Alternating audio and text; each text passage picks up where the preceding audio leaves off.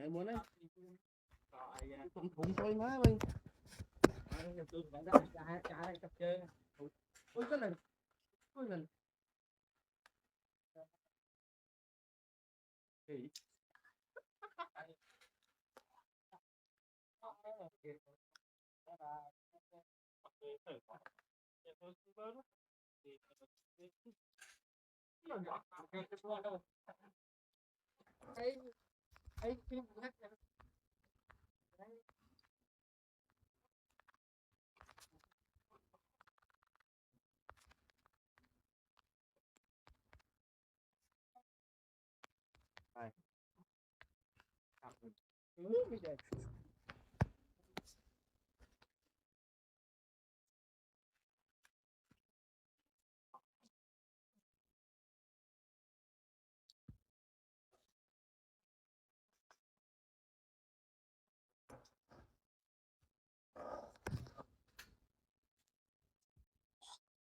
đây là kiến đá cả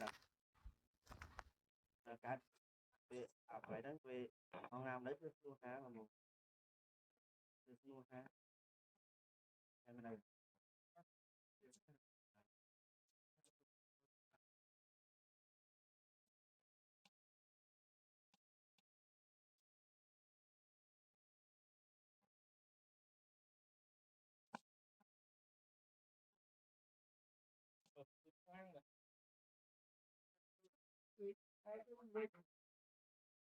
Ôi giời mà.